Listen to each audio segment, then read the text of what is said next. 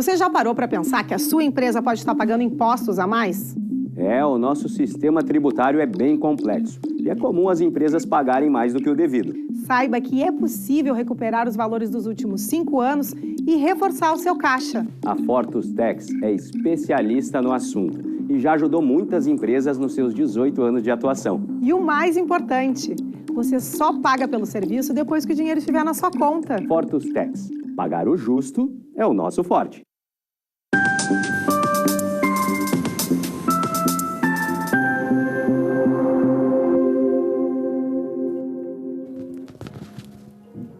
Olá, já está no ar o programa Papo Certo.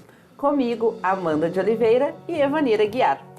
De segunda a sexta, às 8h30 da noite, estamos aqui e falamos sobre diversas áreas do direito, empreendedorismo, economia, política, turismo e saúde. E hoje vamos falar sobre o direito de família e direito educacional.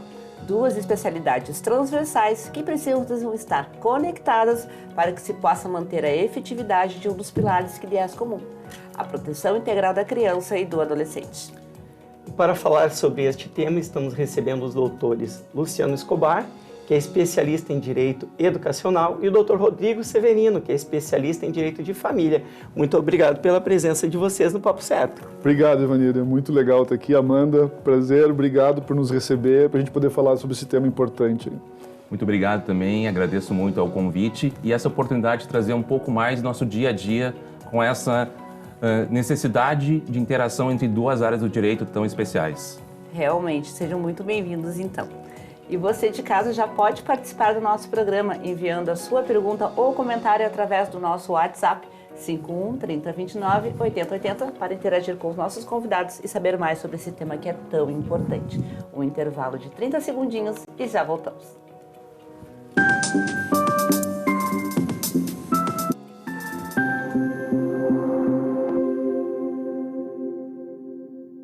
Tá difícil encontrar o profissional certo para a sua empresa? Precisa de alguém detalhista para aquela vaga no financeiro? Quem sabe um criativo para o marketing? Ou ainda, alguém focado em resultados? A Fortus RH utiliza técnicas de seleção e processos estruturados, realizando entrevistas e aplicando provas e testes específicos. Tudo isso para buscar a pessoa certa para a vaga certa. Fortus RH. Conectar pessoas é o nosso forte.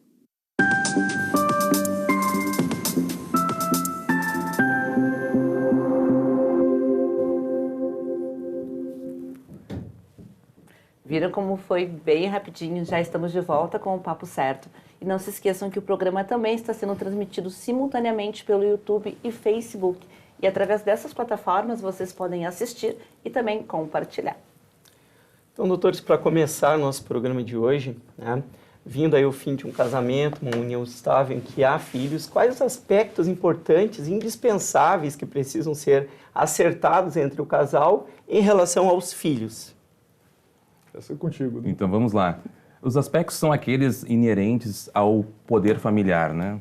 A ruptura de uma sociedade conjugal, ela encerra uma relação entre marido e mulher, mas perpetua a relação entre pais e filhos. Então, os aspectos relevantes que devem ser necessariamente dispostos a guarda, os alimentos e o regime de convivência de forma específica.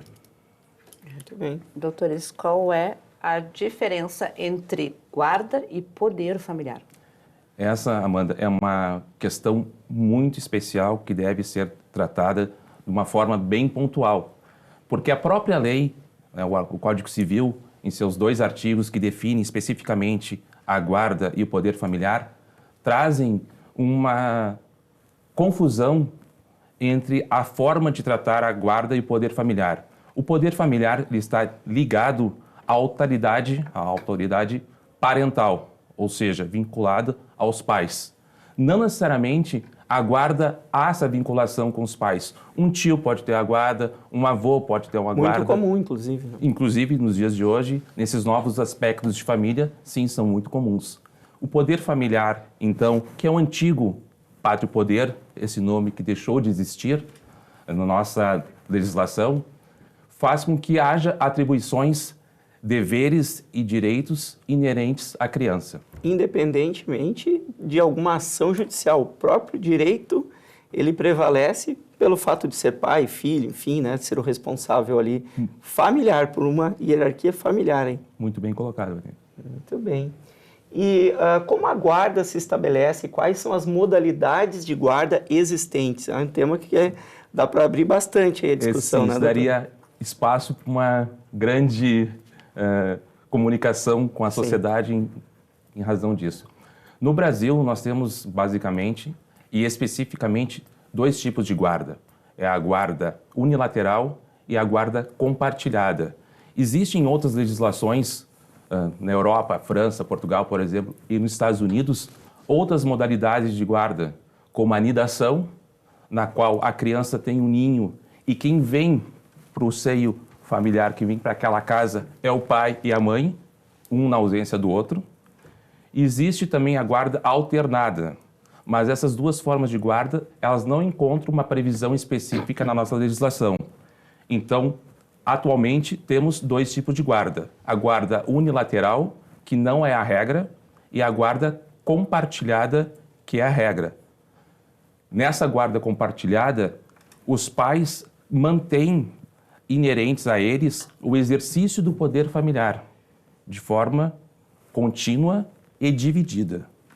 Esse tema do direito de família, ele traz muitas discussões, interpretações. Eu particularmente entendo que se os pais ou responsáveis têm uma consciência, né, doutor Luciano, que me ajudou com uma situação familiar e ajuda ainda, tem uma consciência do seu papel perante aqueles filhos, enfim, ali que são muitas vezes menores, que não têm para onde correr, da sua responsabilidade, essas formalidades que o senhor trouxe, na minha opinião, seriam dispensáveis.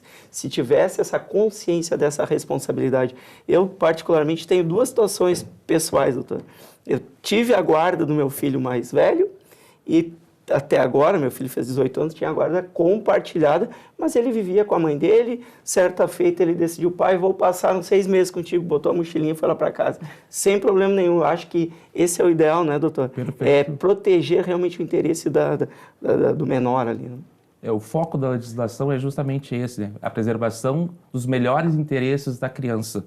E o bom senso deve imperar em qualquer tipo de relação, né? Bom senso, Com que certeza. falta muitas vezes. E ali É onde verdade. ali onde a gente começa, né, Vanderlei, a juntar um pouco do direito de família com o direito da educação, né? Porque os pais se separam e aí acham que aquilo que num momento de amor, de paixão, né, de relação, aquilo que se gerou através desse relacionamento, que é o filho ou a filha, acaba sendo um objeto de disputa também e acaba sendo um objeto, não mais um indivíduo.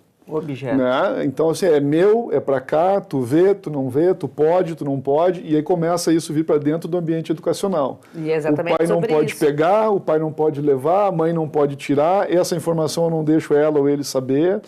E é uma confusão ainda importante, né? Porque eu acho que é legal a gente discutir isso, que a guarda compartilhada, ela não significa tu fazer uma divisão ao meio da criança, né?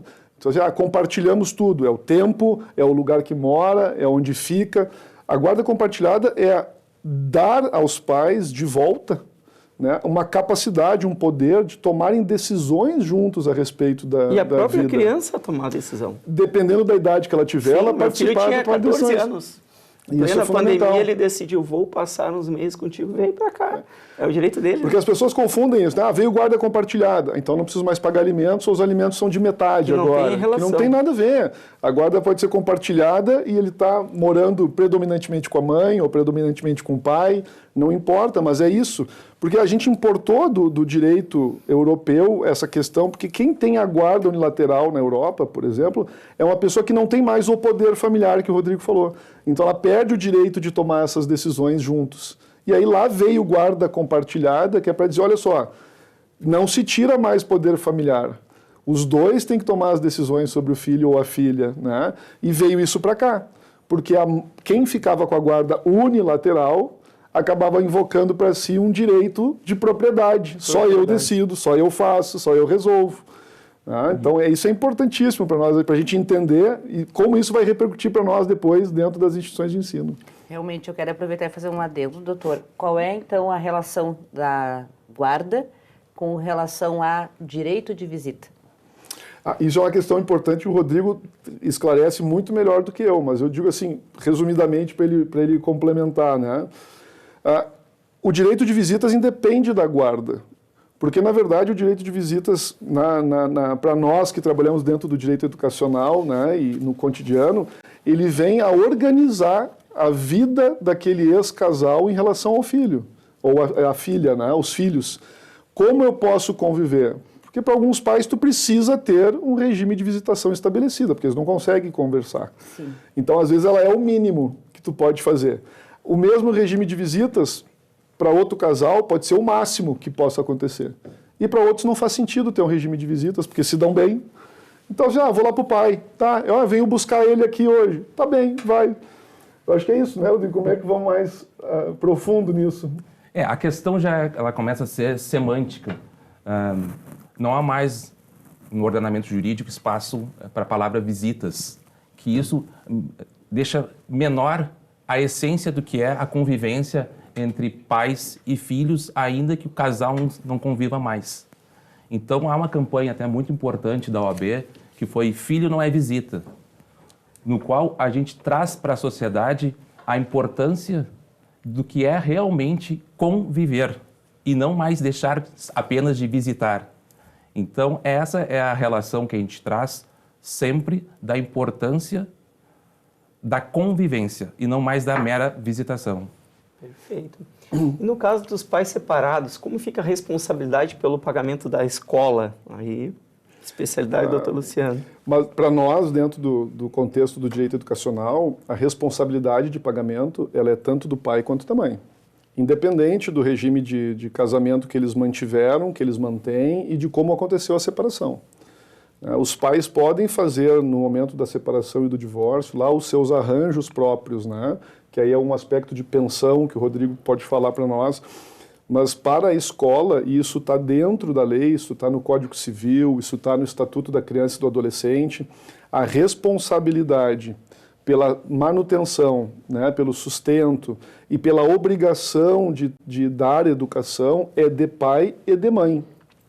Ou hoje, com as famílias que a gente tem, né, mais modernamente falando, nesse respeito toda a diversidade, das mães, o casal mães e o casal pais. Sim. Então, ambos têm a mesma responsabilidade. Quando eu olho eu, escola, eu tenho o direito de exigir o pagamento daquela parcela de anuidade escolar, que é isso que a gente também tem que ver, né? Escola não tem mensalidade, escola é anuidade, então é um valor para o ano todo, que é dividido em 12 parcelas, até 12.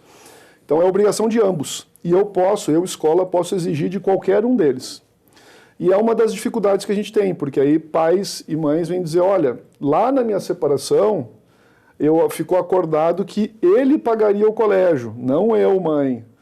Não, lá ficou acordado que eu daria o dinheiro para ela, da pensão, e ela pagaria a escola.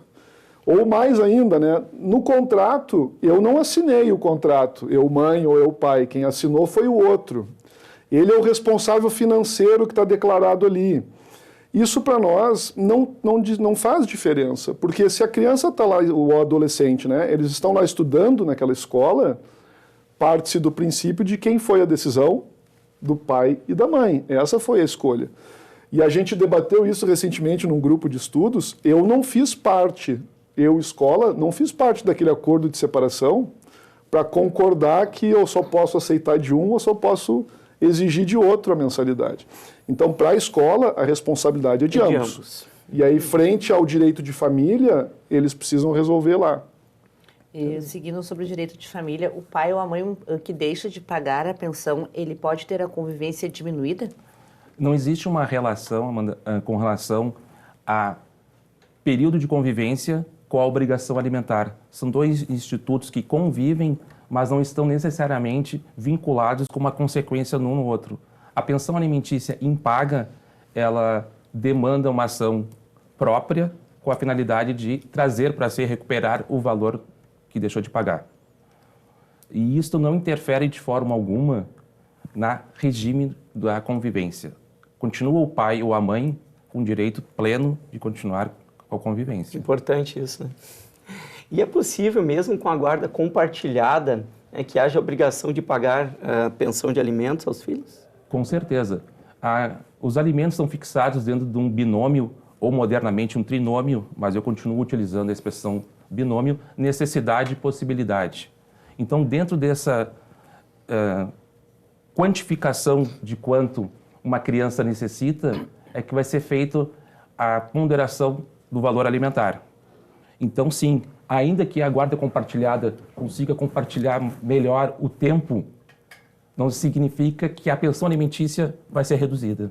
Então, o pai ou a mãe vão fazer aquela contribuição com a pensão de alimentos proporcional à necessidade e ao quanto ganha. Exatamente. Então, há essa proporcionalidade e não significa que quem tem a guarda não tem obrigação financeira nenhuma. Isso é um engano, correto? Que eu vejo muito seguido por aí, né, Luciano? Que eu tenho a guarda, eu não preciso contribuir com nada. Ou quem dá a contribuição para a alimentação pecuniária, eu não tenho a obrigação de nenhum cuidado adicional de levar na escola, de buscar, de convivência. Uma coisa não tem nada a ver com a outra. Exatamente, perfeita colocação. Isso repercute na escola, né, Vanir? Porque aí chega lá o pai ou a mãe, né? Não, ele ou ela não está pagando a pensão. Então não tem direito de estar aqui, não tem direito de visitar, não tem direito de visitar na escola, né? Para não confundir com as visitas da convivência que o Rodrigo fala. E invocam isso como se fosse um direito que aquele que é o credor ganha. Não tem relação nenhuma isso. E é interessante também de falar o seguinte, né?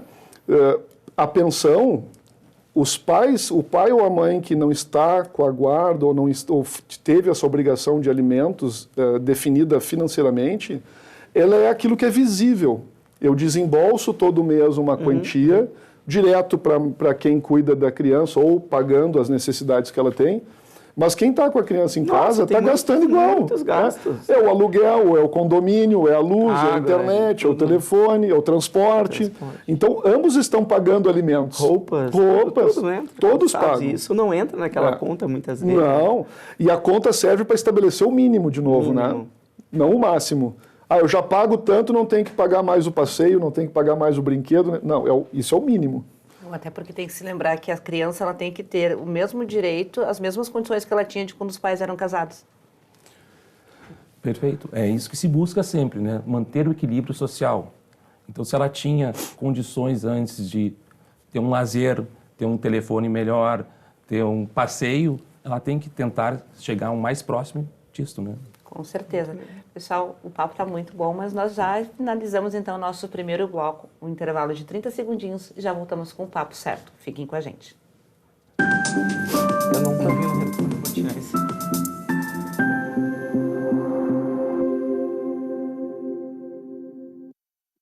Em tempos de juros altos, margens reduzidas e incertezas, rever estratégias é fundamental para manter o seu negócio competitivo. Esse cenário exige planejamento e organização financeira. Nessas horas, qualquer ajuda é bem-vinda, mas a ajuda de um especialista é necessária. A Fortus Consulting conhece na prática e tem as soluções adequadas para cada situação. Fortus Consulting. Melhorar os seus resultados é o nosso forte.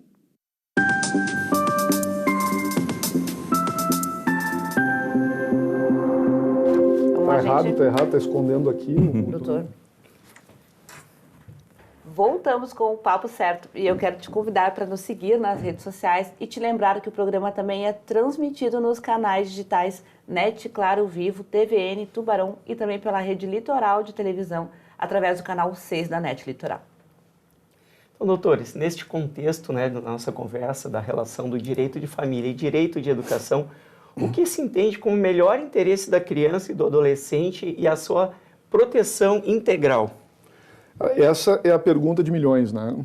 Porque o que nós temos que pensar sempre? A gente vai olhar para o Estatuto da Criança e do Adolescente, a gente vai olhar para a Lei de Diretrizes e Bases da Educação e a gente vai ver que essas legislações básicas, a própria Declaração dos Direitos da Criança e do Adolescente, uma declaração internacional, né, feita pela Unicef, ONU, que o Brasil é signatário, elas acabam acolhendo e traduzindo aquilo que está lá na Constituição Federal como sendo um direito fundamental, lá no artigo 227.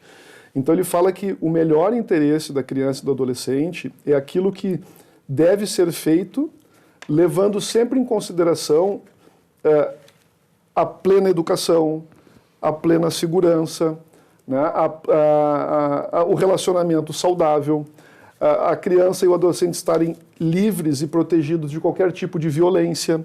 Então, o melhor interesse é justamente a gente proporcionar e ter sempre em mente que tudo que se buscar fazer pela criança tem que refletir no melhor interesse do seu melhor desenvolvimento como ser humano, como indivíduo pleno, né, de todos os direitos fundamentais que nós temos.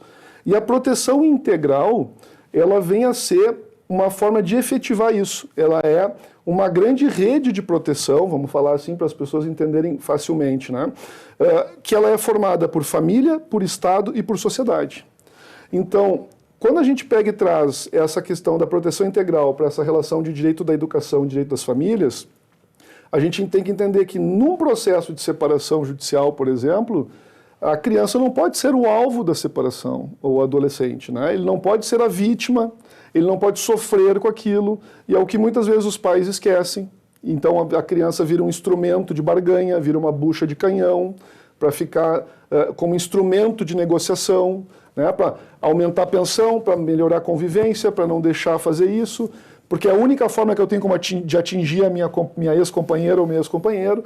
Então, isso não pode acontecer. E o papel do advogado, mais do que defender o interesse do cliente, é olhar para a criança e para o adolescente, porque ela é uma pessoa em formação, ela é um hipervulnerável.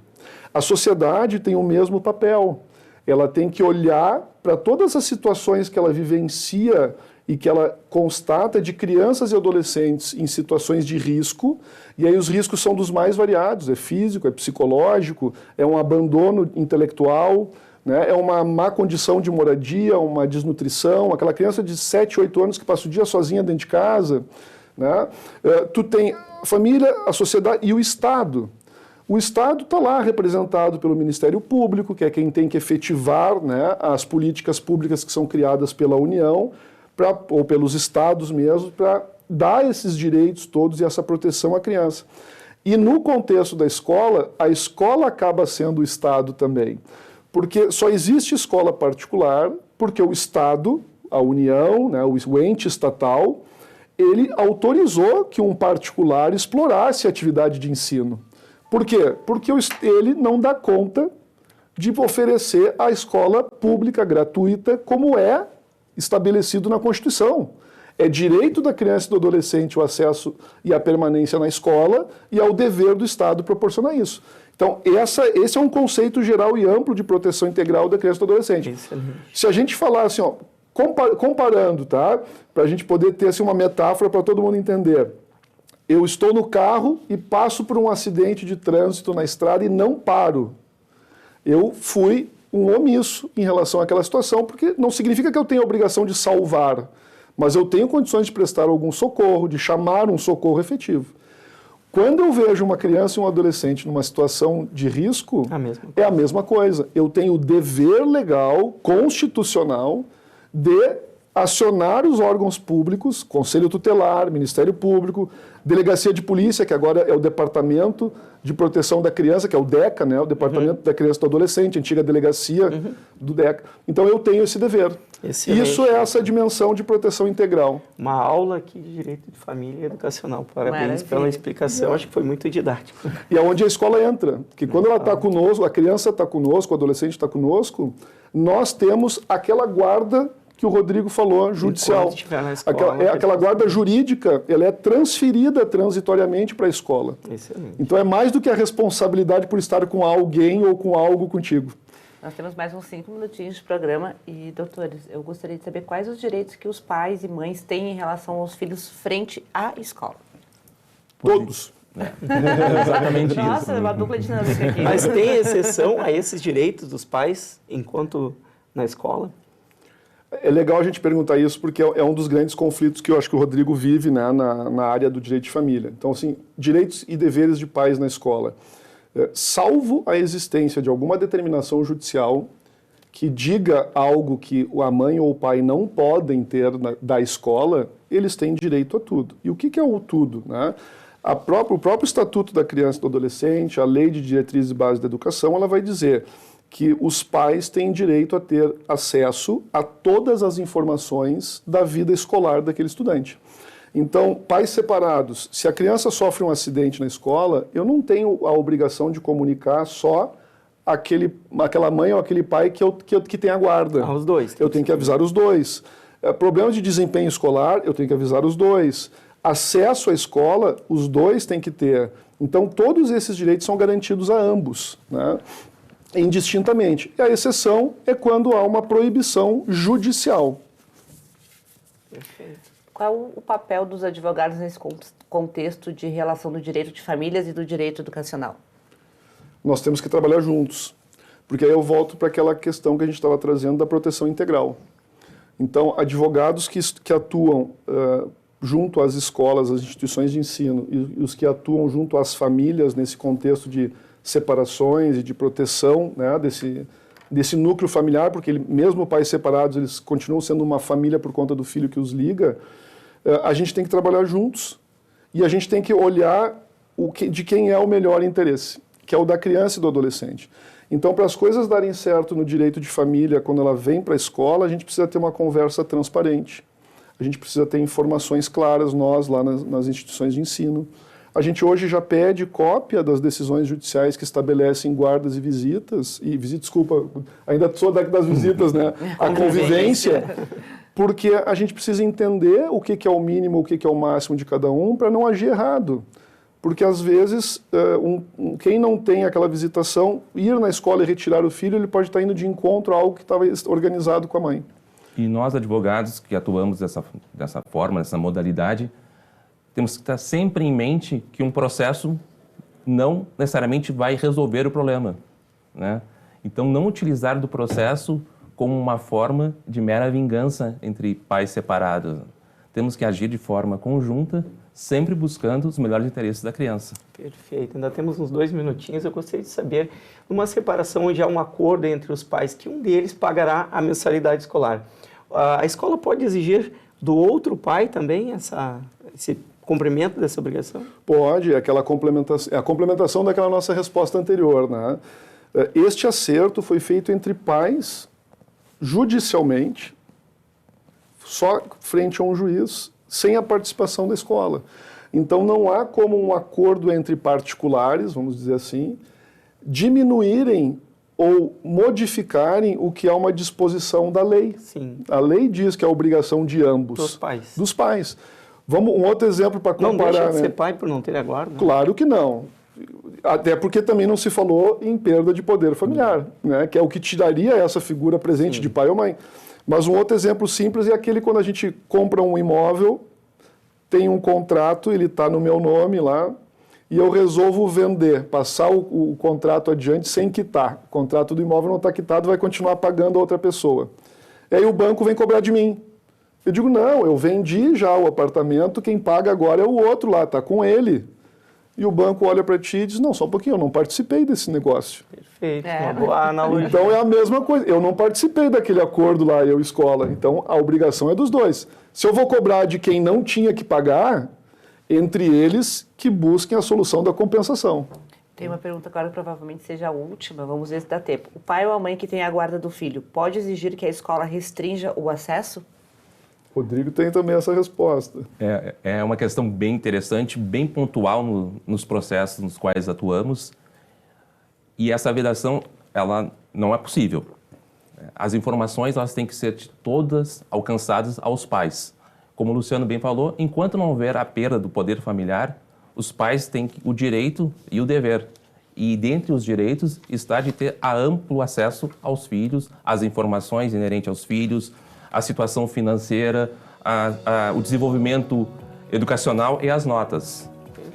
Perfeito, então. Doutores Luciano e Rodrigo, muitíssimo obrigada pela presença de vocês aqui no programa. Eu agradeço, Amanda, foi muito importante para nós trazer um pouco desse nosso cotidiano. Ivanir, de novo, obrigado. Essa é uma relação que às vezes as pessoas não enxergam e pensam que não há, né? Mas assim, um bom advogado de família é aquele que está trabalhando junto com a escola pelo melhor da criança e do adolescente. Agradeço imensamente o convite. Estamos à disposição para outros esclarecimentos se forem necessários. Certamente vai ser convidado. Muito obrigado. Eu quero agradecer também a vocês de casa por terem nos assistido e lembro que o programa é reprisado às 7h30 da manhã. E para quem chegou agora, a boa notícia é que você pode assistir este programa na íntegra através do canal do Papo Certo no YouTube. Amanhã às 20h30 estamos de volta com o Papo Empreendedor. Estará conosco o empresário CEO da doceria Charlie Browne. Esperamos todos vocês.